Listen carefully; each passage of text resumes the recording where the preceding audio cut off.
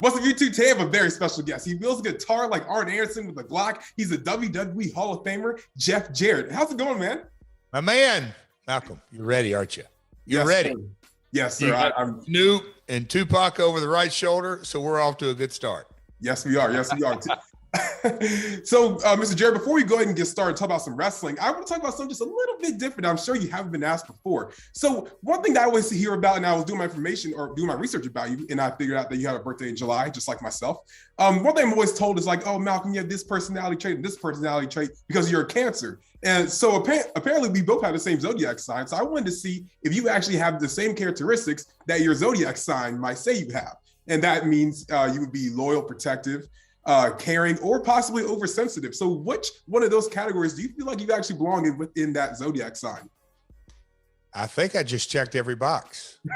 You know, there's a balance in life. And so, Malcolm, sometimes, you know, you may be more sensitive on certain days than not, and maybe overprotective at all.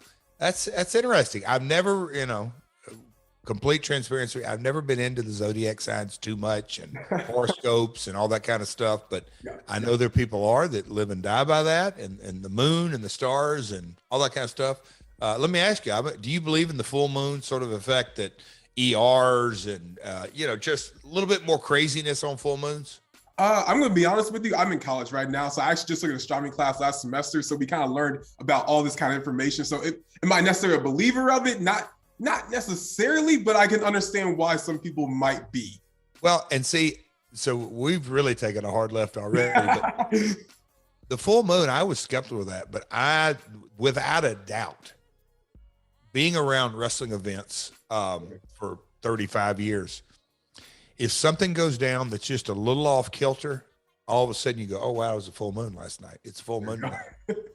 I believe in the gravitational pull and the energies in the universe and all that. I believe there's definitely an effect to it. So, okay, now back to our regularly scheduled programming from astrology and zodiac and all that. So, how you doing, my man?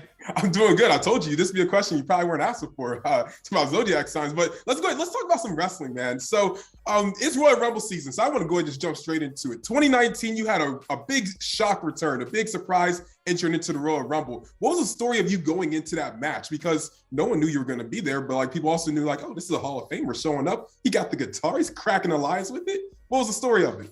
Well, it's been said multiple different times. The call sort of came out of the blue, and it all went down. I was in Milwaukee, already scheduled for an appearance the day before. And so, you know, I was in Milwaukee. We did an autograph signing. There's a minor league hockey club up there. I literally left there and flew out from Milwaukee to Phoenix. And, you know, there were people that were at the signing on Saturday. Of course, I didn't tell anybody that. And then all of a sudden, the next day I'm on Rumble, I get these texts like, dude, you didn't even let me know. Like, what's up? But that's to me, at the very tip top of Royal Rumble event is those surprises walking through and that electricity. And obviously I love the match format. But yeah, when I heard that me and Elias were going to kick things off, it just sort of clicked that I'm like, you know, that is that really is an appropriate 1-2 punch, and the people, they were ready to see it. It was fun. It was a lot of fun. I'll say that. Were you nervous at all that like people like would be confused? I'm like, oh, Jeff Jarrett's in the Rumble, or like maybe a newer generation of wrestling fans that might not have known who Jeff Jarrett was. I mean, you always have those thoughts go through your mind. But I mean, when the music hit, before I even stepped through, you could hear the crowd and the surprise, and I'm like, oh wow.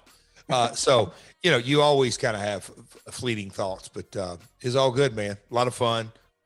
Love the reaction. And again, I'll go back to the Elias. It just fit because with Elias in the ring and strumming the guitar, everything just sort of clicked.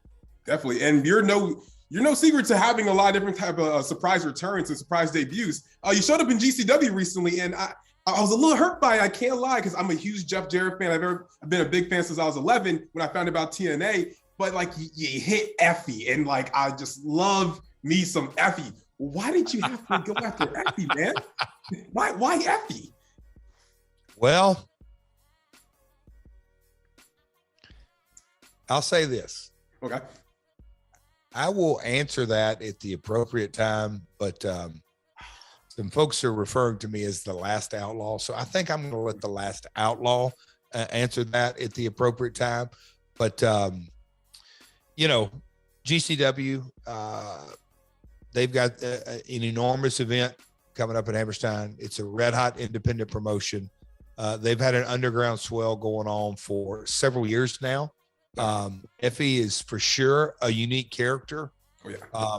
But he truly believes he's the first unique guy, and Cardona thinks that he had his banner year and put this promotion on the map. And I mean, I could go down the list of now Janela's back in the scene, and I've just got a few words to say to a few different folks within GCW, really, and not just GCW. I think I got a few things to get off my chest, but I'll let that last outlaw do that talk. Oh man, you gave me the basic answer. I was looking for I hate Effy. I want to beat him up. I want to take some titles. I want to win the world title. What's up with this? Effy is fine. Well, what the heck's that about? I don't know. I guess we'll have to see when you guys maybe possibly step in the ring together, but we'll see how that goes. He's definitely not fine. In any shape, form, or fashion of the definition fine. Effy's not fine. Oh, okay. All right. But you've also said recently, that there's an opportunity for a third big promotion to happen in the world of professional wrestling. So do you feel like you can be the guy that starts that? Like, is there a return to Global Force Wrestling coming in the future? Because I was looking forward to that. Don't ask me anything about my personal plans. I literally, all kidding aside, Malcolm, I was asked, my thoughts on, some people phrase it, is there room for a number 3 or whatever it may be. And I just said, I say this from a set of eyes or lenses that for so many years, and yes, there was wrestling in Japan and Mexico and Europe and Australia and all that, but for the most part, wrestling was produced in the United States and exported around the world. Well, now that we are so connected, and me and you can tweet something right now and somebody all the way around the world can read it instantaneously, and then we can reply back and forth. So we're all we're so connected. Well, when we're all connected, that means all wrestling fans are connected. And then when you sort of dial in the streaming and the capability, and that, used to be your local NBC, wherever you're located, my local NBC, they weren't even really always running the same programming. You may have your local news and all this.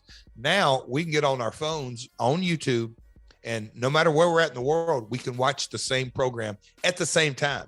So I just think the ability to create a number 3, a number 4, a number 5 is exponentially grown over the last 36 months. I think the pandemic escalated a lot of things. So yes, I definitely think there's room for more. Definitely. And I getting to my last 2 questions.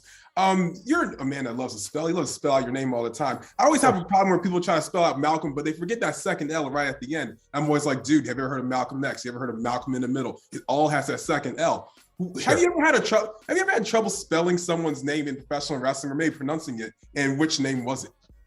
Oh, wow.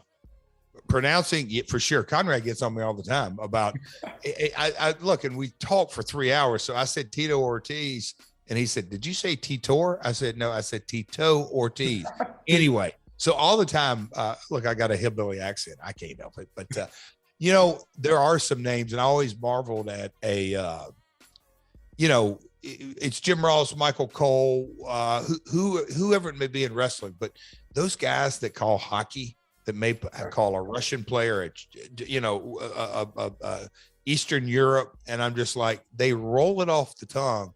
It's impressive. But you'd have to give me a couple of names but yes, the short answer is I would definitely have a few problems saying it, let alone spelling it, Malcolm.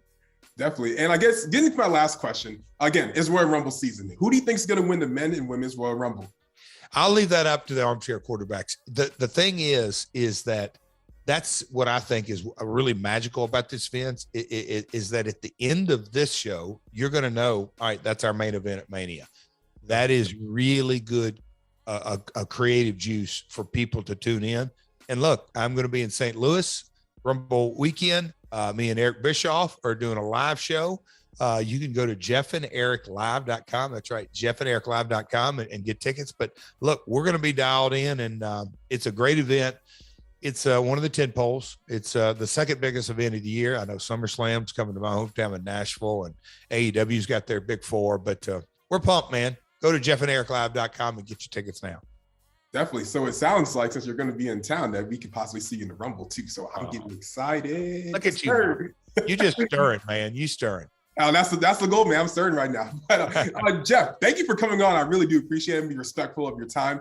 Where can I find you on social media and all over the internet? I think it's simple. My podcast, My World, it's at My World Pod on all the platforms, at My World Pod. And then my personal is at Real Jeff Jarrett. And that's JEW. No, I'm kidding. At Real Jeff Jarrett. That's all. Twitter, Instagram, Facebook. So, Malcolm, I appreciate your time today, my man. Thank you. Guys, make sure to like, comment, share, and always subscribe. And he almost spelled his name too. Then he just stopped right in the middle. So get out of here. See you, Michael. We going up like 1,000. I'm a flex just like a muscle man Malcolm. We going up like 1,000. I'm a flex just like a muscle man Malcolm. When it just like 1, 2, 3. If you like the channel, this subscribe. If you like the channel, this subscribe. If you like the channel, this subscribe.